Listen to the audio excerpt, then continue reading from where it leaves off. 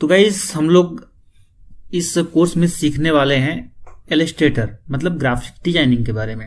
ठीक है, तो यह ग्राफिक डिजाइनिंग के पहले बारे में बात करूंगा। तो पहले कुछ तो हम लोग इंट्रो देखते हैं कि कैसे ये स्टार्ट होता है और क्या होता है ग्राफिक डिजाइनिंग, और फिर हम लोग इलस्ट्रेटर के पार्ट्स पे भी आएंगे, इलस्ट्रेटर क्या होता है, कैसे सीखते हैं, सब कुछ।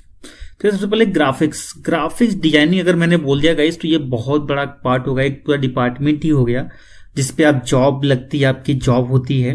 ठीक है, बहुत सारे जॉब ग्राफिक डिजाइनिंग के ही होते हैं, इसमें लाखों के पैकेज आपको मिलता है ग्राफिक डिजाइनिंग के ऊपर। अगर मैं बात करूं, अगर आप गूगल पे थंबनेल देख रहे हैं या तो यूट्यूब पे आप थंबनेल देख रहे हो, या तो गूगल पे कोई पिक्चर्स देख रहे हो, ठीक है, डिजाइनदार पिक्चर है, या तो कोई कंपनी एडवर्टाइजमेंट कर रही है फेसबुक पे, इंस्टाग्राम पे, ट्विटर पे, तो वो सब कुछ डिपेंड होता है आपका ग्राफिक डिजाइनिंग के थ्रू।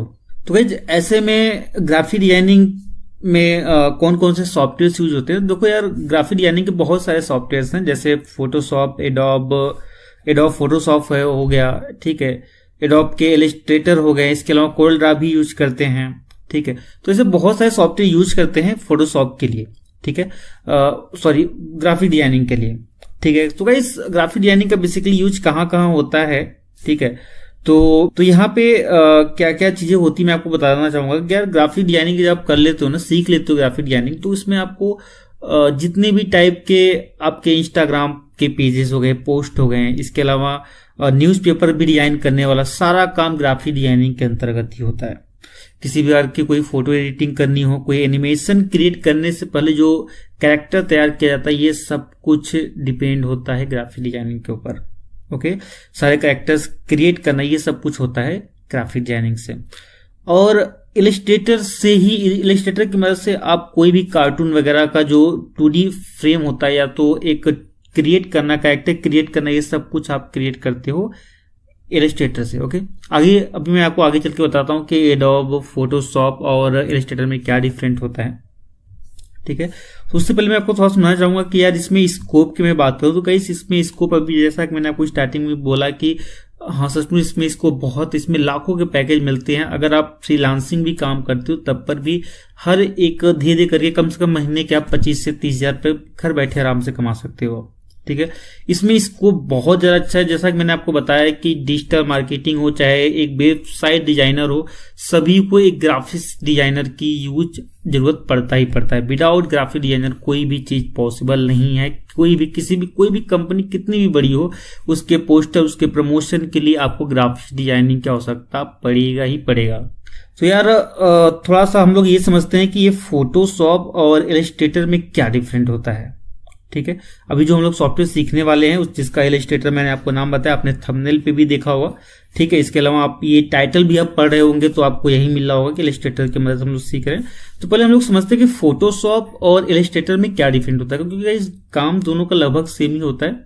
ठीक है, दोनों का सेम काम क्या है, और फोटोशॉप में भी आप फोटो एडिटिंग करते हो, इसमें भी फोटो एडिटिंग करते हो, बट डिफरेंट क्या है दोनों में। देखो, अगर हमें कोई भी, मैं आपको सिंपल वे में सिखाता हूँ, कोई बहुत ज्यादा टेक्निकल वर्ड नहीं बोलूंगा यहाँ पे कि आपको लिखा के मैं 10 पॉइंट वहां पे लिखाने वाला, ऐसा कुछ नहीं है। सिंपल समझो, एक फोटो है, ओके, सिंपल रियलिस्टिक फोटो है। अगर उसको हमें क्रिएट करना हो, ठीक है, उसमें कुछ एडिटिंग करनी हो, तो उसके लिए हम लोग यूज करते हैं रियलिस्टिक फोटो। जैसे आपने कहीं बाहर आप गए घूमने के लिए और वहां पे आपने पिक्चर एक सेल्फी ली और उस सेल्फी को आप एडिट करना चाहते हो, उसमें बहुत सारे फिल्टर यूज करना चाहते हो, तो उसके लिए आप फोटोशॉप यूज करोगे।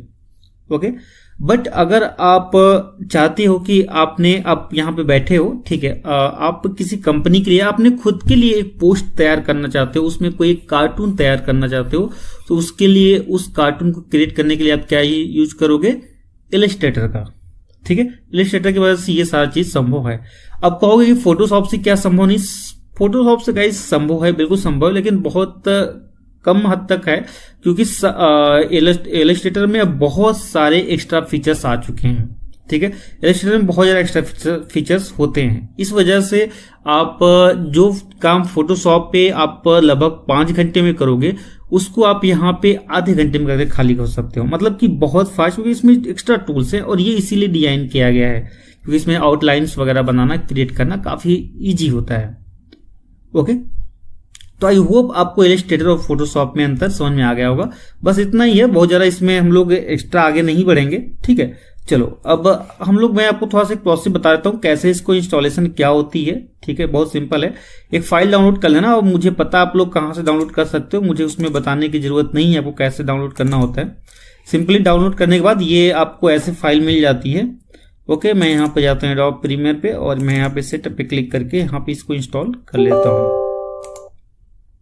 इंस्टॉल होने में ये 2 से 3 मिनट ले सकता है, ये डिपेंड करता है आपके प्रोसेसर और रैम के ऊपर। मैं कंटिन्यू पे क्लिक कर देता हूँ और इंस्टॉलेशन प्रोसेस स्टार्ट हो चुका है गाइस।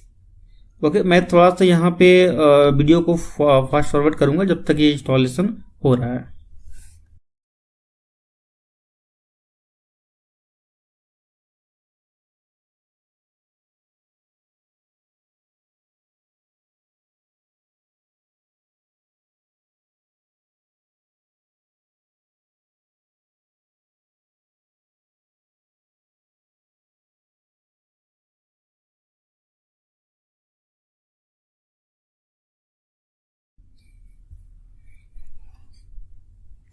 तो ये कंप्लीट हो गया। मैं यहाँ पे लॉन्च पे क्लिक कर दूंगा सीधे, या तो मैं यहाँ पे क्लोज करके मैं यहाँ से भी जाके चालू कर सकता हूँ, बट मैं यहाँ पे लॉन्च पे सीधे क्लिक करता हूँ और मैं इसको ओपन कर लेता हूँ, ठीक है।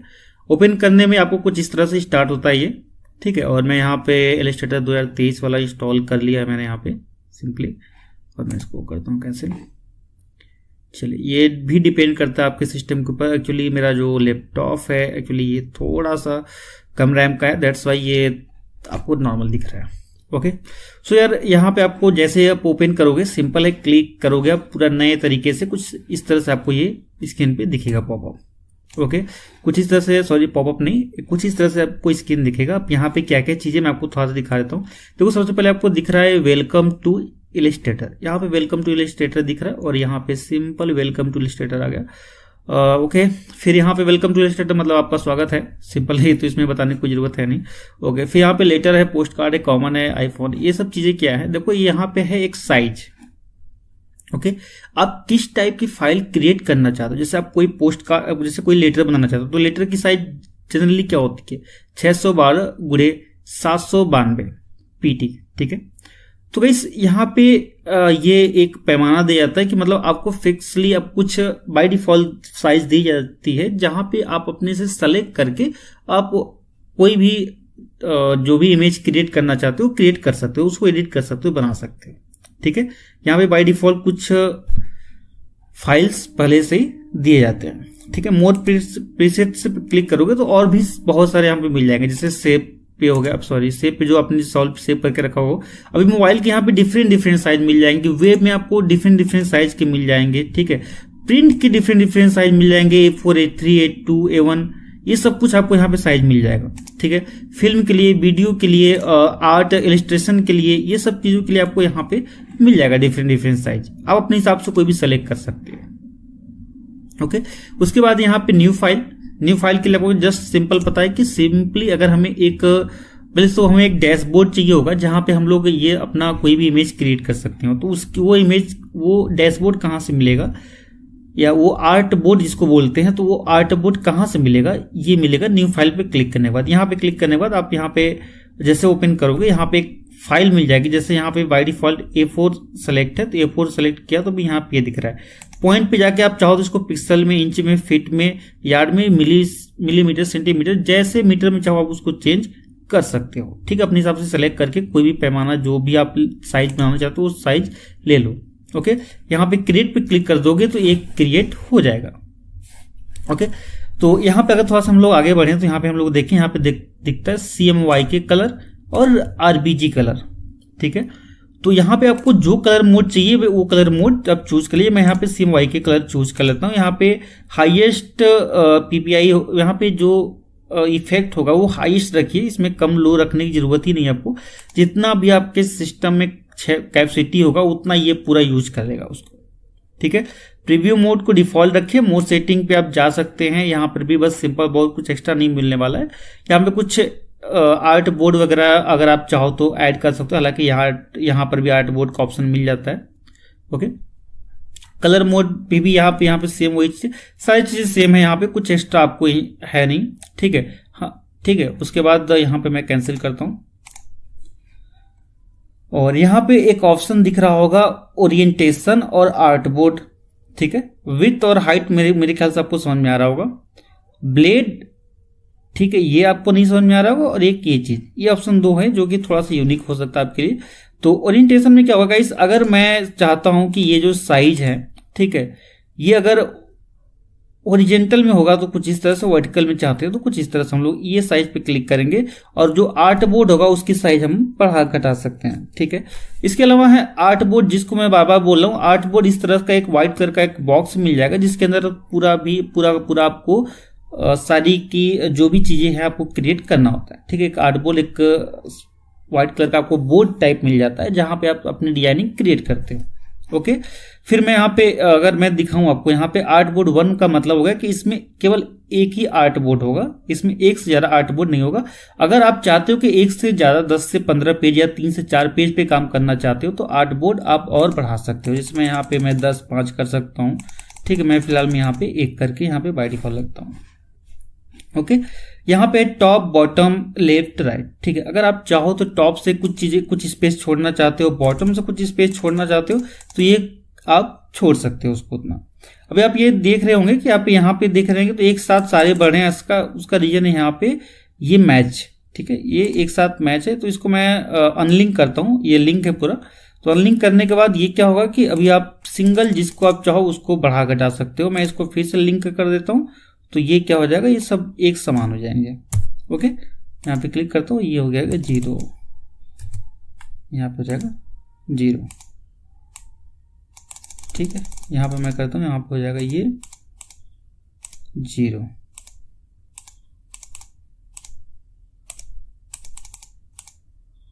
ये हो गया 0। क्लोज पे क्लिक करता हूँ। ओके, ओपन फाइल पे सिंपल है। अगर जो आपके पास कोई पहले से कोई फाइल क्रिएट होगी उस पर क्लिक करके आप वो फाइल बना सकते हो।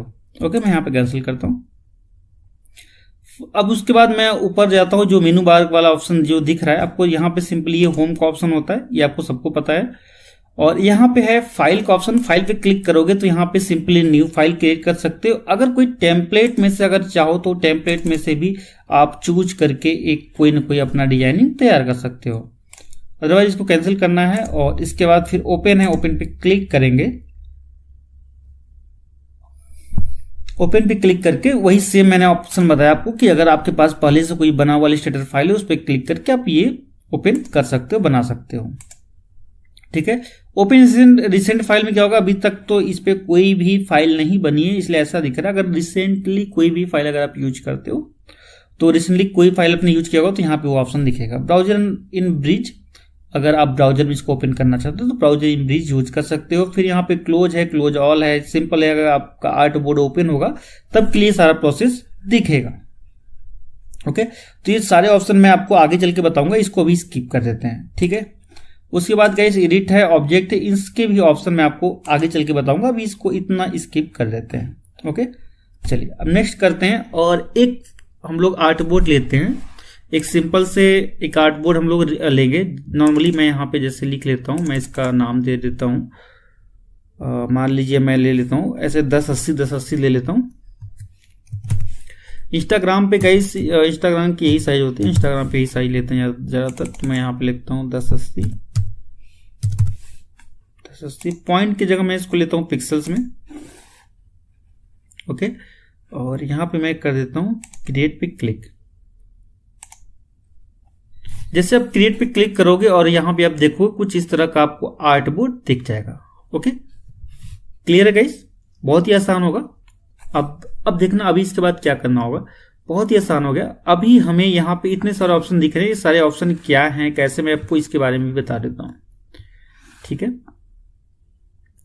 गाइस, यहाँ पे देखो ये सारे जो हैं टूल्स हैं, इसको क्या बोलोगे, टूल्स बोलोगे आप। ये सारे टूल्स बार हैं और इस सारे टूल्स के बाद ये सारे टूल्स हैं जिसकी मदद से आप ये डिजाइन कंप्लीट करते हो। क्या करते हो, कंप्लीट करते हो। ओके, और गाइस यहाँ पे है प्रॉपर्टीज, लेयर, लाइब्रेरीज, यहाँ पे ये सारे ऑप्शन। इस ऑप्शन में क्या क्या क्या ऑप्शन, इस ऑप्शन में आपको क्या क्या मिलेगा, इस आर्ट बोर्ड से रिलेटेड जो भी टूल यूज करोगे, इस आर्ट बोर्ड से रिलेटेड जो भी जानकारी होगी आपको इस वाले सेक्शन पे मिल जाएगा। ठीक है, ये जो प्रॉपर्टीज वाला सेक्शन है इस पे यहाँ पे आपको सारा कुछ इंफॉर्मेशन आपको एक्स्ट्रा मिल जाएगा, जितना भी इस आर्ट बोर्ड पे आप कुछ भी कर रहे हो कि तो। ओके, क्लियर है अभी? होप अभी अब आपको क्लियर हो। ठीक है, चलिए पिक्सल्स पे क्लिक करके आप जो भी अभी आपने बताया, भी मैंने आपको बताया था वो आपको वहां पे एडिट कर लिया आपने। उसके बाद अगर आप चाहो तो यहां पर भी एडिट कर सकते हो। यहाँ पे जो साइज बढ़ाना घटाना वो घटा बढ़ा सकते हो अपने हिसाब से। ओके, आर्ट बोर्ड एक ही है, यहाँ पे दो का ऑप्शन ही नहीं है गाइस। अब ऑप्शन है रूल्स एंड ग्रिड। देखो यार, जब हम लोग कोई भी चीज एनिमेशन या तो कोई भी कैरेक्टर कुछ भी, या तो डिजाइनिंग, कोई भी डिजाइनिंग लोगो वगैरह कुछ भी डिजाइनिंग करते हैं, तो उस टाइम क्या होता है कि हमें एक फिक्स साइज चाहिए होता है। ठीक है, हम लोग कितनी से कितनी दूरी के बीच में लें, हमारे पास स्केल तो है नहीं, तो वो कौन सा स्केल यूज करेंगे, उसके लिए हमने यहाँ पे डिजिटल स्केल बना रखा है, सॉफ्टवेयर में ऐसा दे रखा है।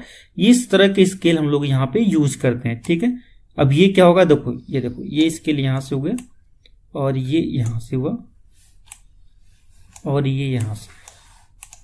ठीक है, मैं यहां पे लेता हूं,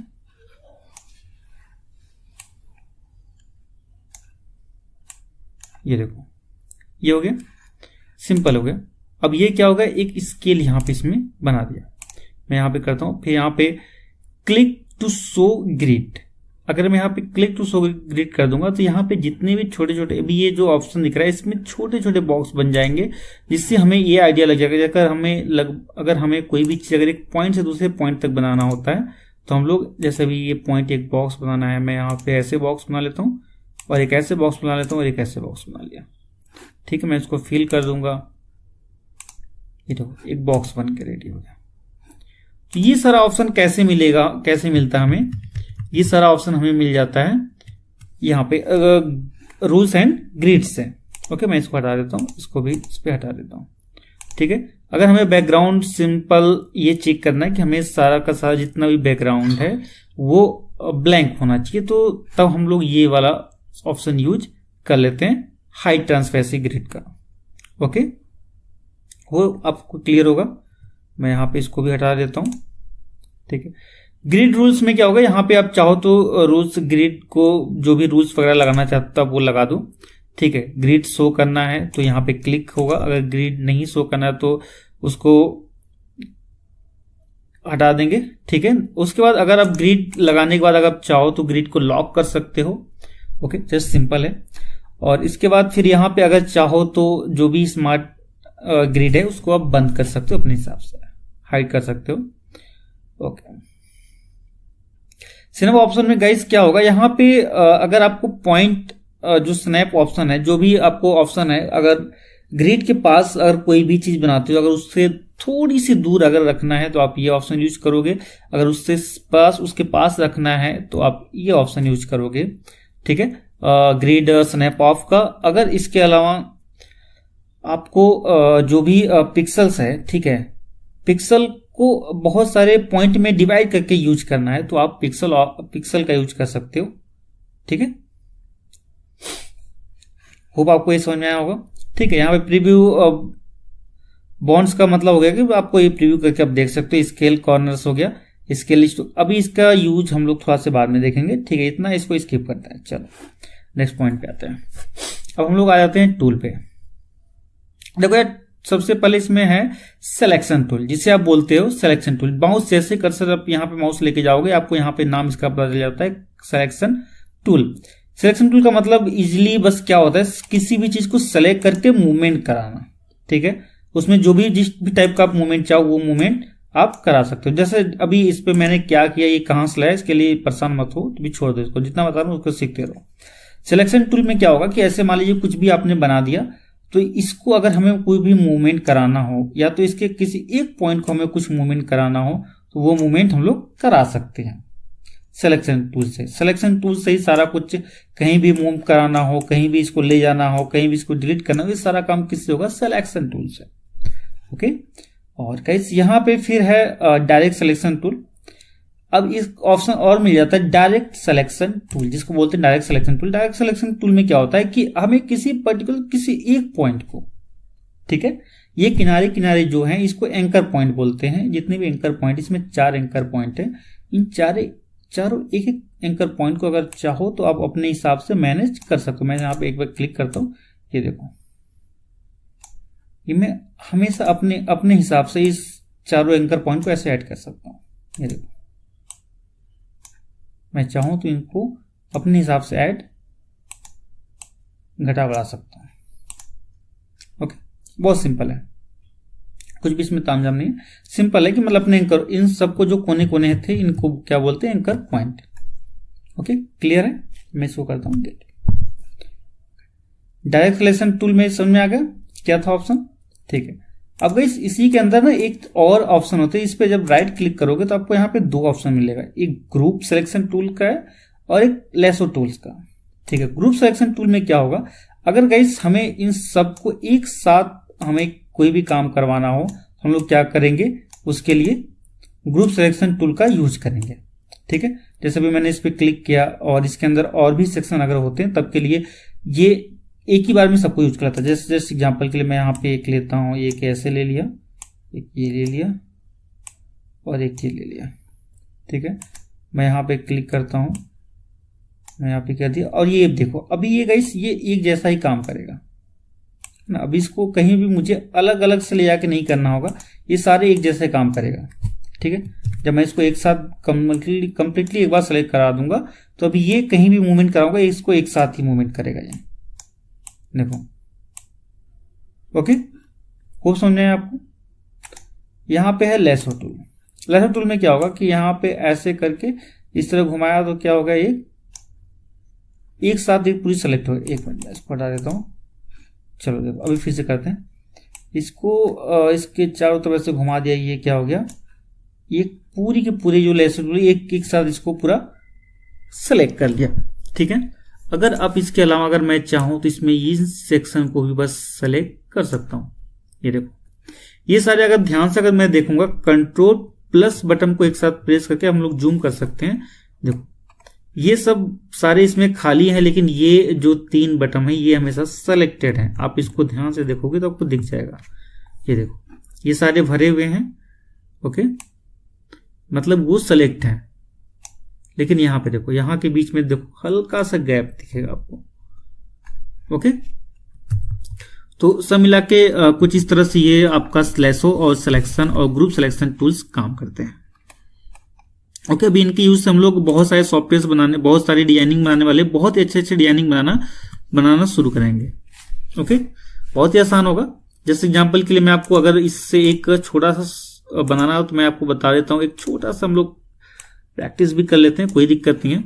अभी हम लोगों ने क्या सीखा है, बस ओनली सिलेक्शन टूल, ठीक है, डायरेक्ट सिलेक्शन टूल। इसी की मदद से हम लोग एक छोटी सी डिजाइनिंग करेंगे और कुछ भी यूज नहीं करेंगे, बस ओनली कलर फिल करने आना चाहिए आपको। देखो सिंपल कर दिया और मैं इसमें कलर फिल कर देता हूं। ये देखो बहुत ही आसान हो गया, ठीक है। एक छोटी सी डिजाइन हम लोगों ने यहाँ पे दे दिया, और अगर हम लोग चाहें तो इसके अलावा छोटी सी और एक टोटी रख देंगे, ठीक है। ये हल्का फुल्का कुछ सेव जैसा भी बन सकता है, यहाँ पे रख देंगे, ठीक है। ये कुछ सेव जैसा लग रहा है। हालांकि अभी ये ऐसा समझिए कि आप एक छोटे से बच्चे हैं और आपने भी छोटी सी ड्राइंग बनाई है, ओके, तब के लिए।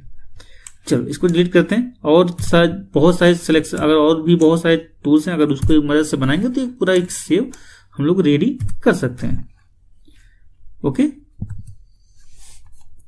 गाइस। उसके बाद है ऑप्शन आता है पेन टूल का, ठीक है।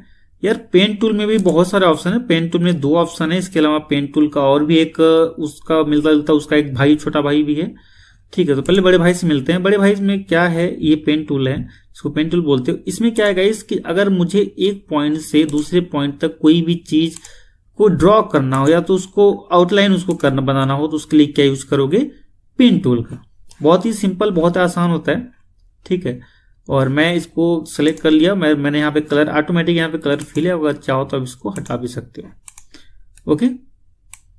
ये देखो ये हो गया।